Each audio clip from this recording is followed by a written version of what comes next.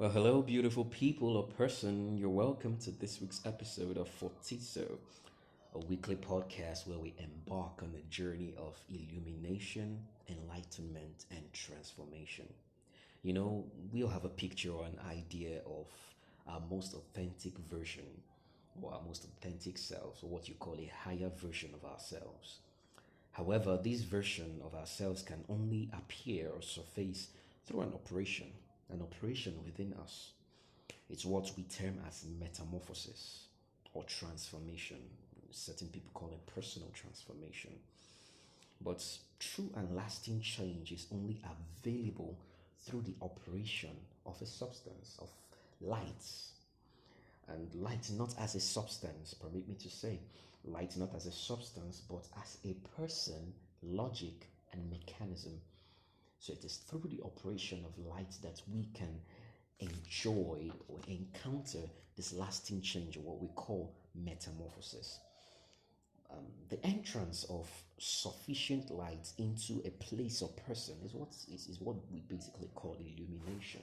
Illumination is basically the entrance of sufficient light into a place or a person. And by this consistent supply of light, enlightenment is attained. And I dare to add that true enlightenment is attained only by the operation of light. Because it is not enough to have light, but you must have light in sufficient amount that must transport you to a realm of enlightenment. You do not consider people who are just educated normally to be enlightened, but you consider people who have light as the ones who are enlightened. Because so many people pose as enlightened, but their boast of enlightenment is actually false. You know why? Because it doesn't testify of truth. It is not founded on truth. So, whatever is not founded on truth cannot be claimed to be enlightenment. Cannot. It's not enlightenment. It's not the operation of light in its truest form. However, after enlightenment, what follows next is transformation. So we find that it's an equation of illumination, enlightenment, and then transformation. And that's what this podcast is about. Week after week, we distribute and transmit conversations of light that should lead to enlightenment and hence transformation as the finished product. So, uh, this is like saying cheers to you meeting your most authentic self. You're welcome again to Fortizzo, and I am Purpose Antonio. I'm so delighted to meet with you. So, this week we'll be treating on the subject of soul wounds. Again, I say it, soul wounds. Or if you prefer, you may term it as soul injuries. So sometime in our lives, I guess we must have encountered a kind of injury or a wound physically to our bodies. Perhaps a cut, an injury from an object. Slamming your hand against a wall, you mistakenly jam your fingers with a door, or in the kitchen, a knife. So many kinds of injuries, and then we find out that these injuries inflicted on our bodies tend to linger few days or weeks. And once we have these injuries, there are certain things that we must observe during these times. Now, if this injury or this wound is treated, we find out that that place first is the fact that a wound inflicted, a wound encountered must be treated. No wound has to be left unchecked, untreated. You know, it must be treated adequately. Next is the fact that we observe is that the place or area of this injury or wound, we find that subconsciously we can't help but to guard that part of our bodies that is injured. It's covered with a bandage or with a band-aid. Then we find that we often guard that part of ourselves or our bodies that is actually wounded. And these are things we must understand, that as much as we have physical wounds, in the same light, we also have wounds that are not visible, the wounds that are not physically seen, wounds that are not obvious to the physical eyes or optical eyes. We have wounds that are within us, wounds that are inflicted in the part of us I call our soul. Now, you must understand that every human being is not just a physical body. Every human being, man is spirit, man is soul, and man is also a body. Man is a human being as a physical body, man is also a soul, and man is also a spirit. But fundamentally, man is a spirit. In another episode, I would be discussing and sharing teaching on the subject of anatomy of man, how man is stratified as spirit, soul, and body. At that point, I would share more. Yes, so as I was saying, man is actually a spirit. He has a soul. Some often say he has a soul, but I don't just believe that man has a soul. Man is also a soul, and he's also body. He's also a body. Man has a body too. Now, the soul is one of the most delicate, permit me to say, the most delicate part of a man. The soul is actually the place where we have our will, our intellect, our emotions. Now, I won't delve much into the subject of the soul. However, this part of the soul is where our personalities are grounded. And in this part of the soul, we find that it can also be injured, it can be wounded. And I'll give you a little illustration. So, we have a young girl, a woman. Let's start with that, a woman. So take it back, rewind to a part of her life, let's say when she was 10 years old or 13 years old, and she encountered an experience. She had an experience with her loved one. Let's say she was abused sexually by her father or her older brother, a cousin, a teacher. And this experience was not a very, very pleasant one. It was a tragic experience. Let's say she was raped. And we find out that this experience actually left a scar in her heart, a scar in her mind, and a scar in her soul. All these things happens in the soul. Consequently, over time, we expect that, like a physical injury, with time it should heal. However, you must understand that dependent on the severity of the injury, a physical injury, the scar remains. Though it may heal with time, the scar remains. But it's not exactly the same way with the injury or wound of the soul.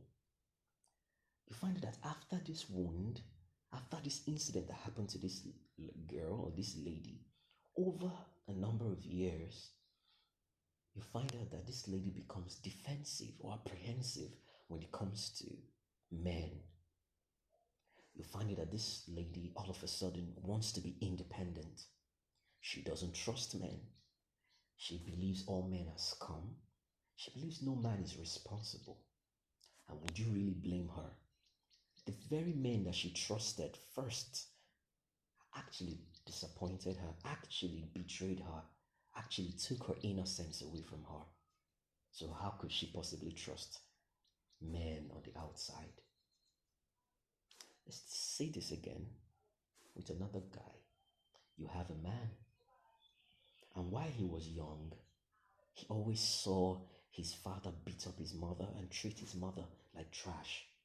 He always grew up seeing his father address women as lesser vessels, lesser beings. And though he was hurt by this, he couldn't really understand. And there he grew up with that scar in his mind, that scar in his soul. Thereafter, now he's 30 years old, or let's say 40.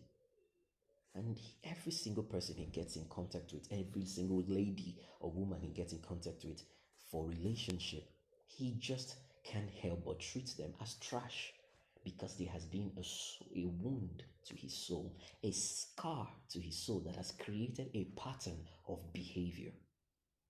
Now, this is the foundation upon which we need to understand the subject of soul wounds.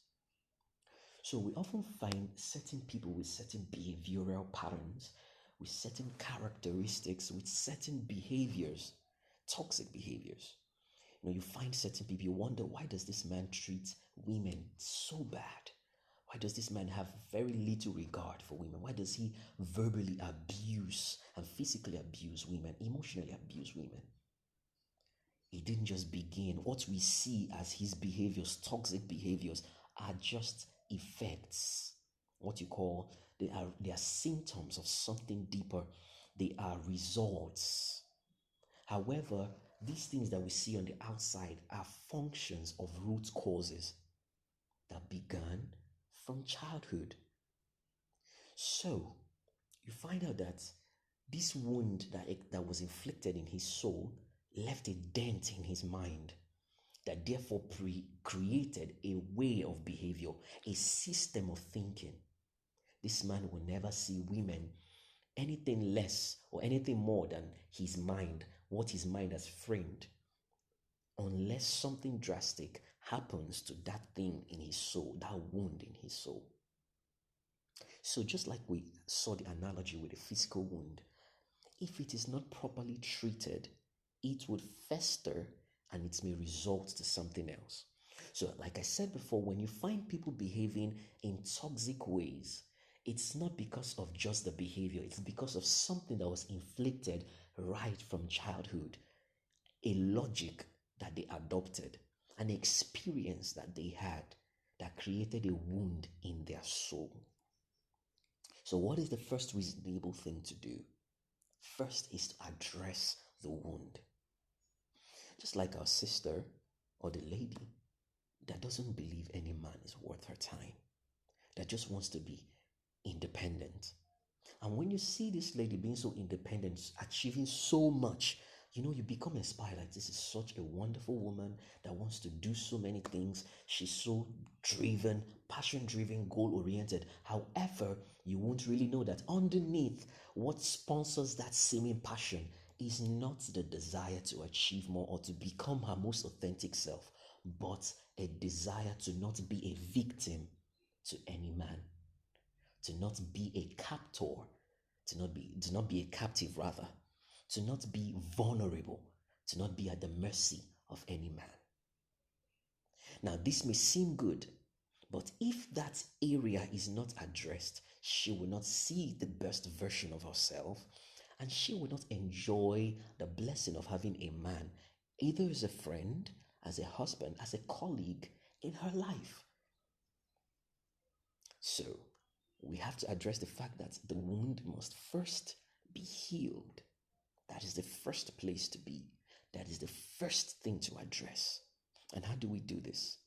You don't cover up a wound or a soul wound. You open it up for examination. So, have you ever been in a position when you went to the hospital and you have an injury and the doctor said, okay, so let's see your injury, and you're like, no, I don't want you to see this. I'm like, dude, or do this. What do you want me to do? Like, I am supposed to treat you. And for me to treat you, I need to examine your wound. I need to examine the injury. I need to examine all these things. And during the process of examination, certain questions come up like, okay, what happened to you? What led to this injury? And in the same light, we need to address the wounds of our souls. And if you're listening to me, don't claim that you have no wound. We all do. We all have scars. And these scars are responsible for our behaviors. So many things that we term as passion or as traits, as permit me to say, even certain things we term as personality traits. Those things are false. They stem from certain experiences, wounds. These things sponsor some of these behaviors. And so we must examine that wound. Do you find it difficult trusting people? Then there must be something responsible for that. You need to go back to the source. What happened? Maybe something happened to you sometime, long time ago. That is a wound of the soul. And it needs to be examined. First, by opening it up, not covering it. You need to open up the wound, and you need to be sincere enough to address it. That is the first stage. Nobody reasonable has a wound and covers it up. No, you need to open it up for examination. And the examination cannot be done by you. The examination must be done by a higher system. You can't be the one to examine and treat your wound. No, you are not skilled enough. Hello, you have been with that wound for the past 20, 30 years and you did nothing about it. You didn't even know it was there and it festered for long. So the best thing you can do is to submit and open up the wound to a higher system, a higher authority for examination. And this higher authority first is truth. So what is the truth about that subject? That is the first. Most times people want to say, okay, yes, submit it or for examination to people. Yes, true. But that only depends on if the person you wish to submit it to is an agent of truth and light. Is also a person that submits to truth, that would not examine that wound, that soul wound, from the angle of logic, from the angle of human logic, human philosophy. Oh, you serious? This thing happened to you? Oh man, men are scum. That's why I really don't trust men in this life. My husband, I really don't. We just get married, we just got married and we just do our thing. But I don't trust him. I don't trust him. You don't need to open up such wounds to people like that, because they also have wounds that they have not treated. You must examine that wounds before the agency of truth and agents of truth. So, for this week, this is the first thing or first layer I'm going to be bringing out to you, that you need to first examine. And examining means that you need to search within. When I find myself being so angry, why am I always angry? When I find myself being so dogged about certain things, why? When I find myself being so rude, so feisty, why? When I find myself being so toxic, why am I this way? It's a soul wound. And you need to search within. Search within. And I recommend exposing your heart and your soul to the Word of God as the agency of truth. This is the way light comes to you. And light comes to open up and reveal those dark crevices within you that we often hide from people. The nooks and crannies within us. So we may appear so beautiful, so ordered, so coordinated physically before people, but within us we hurt. Within us we have so much scars. Within us we have so many skeletons. We have so many toxins. So we need to expose them before light, before truth, for healing, for the healing process to begin. So again, I tell you, the first layer, search for these things, examine them, then open them up for truth. In the next episode, I will be sharing more and explain further things about soul wounds and how to heal from them properly. I trust you were blessed and enlightened by this logic, this episode of Fortiso and the subject of soul wounds. Do take it a step further by listening in again. Listen again till you get truth, till light fills your entire system of thinking, faculty of reasoning. And also do well to follow me on Instagram, and you can also follow me on podcast platforms on YouTube. It's also available on YouTube at Antonio Purpose. On YouTube, Purpose Antonio. On Instagram, Antonio Purpose. And all other platforms. You can also send me an email if you have a question, purposeantonio@gmail.com. And I'll be so glad to answer your question. So, thank you and have a wonderful week examining your soul and submitting it for examination. I'll be waiting for your questions if you have any. Bye.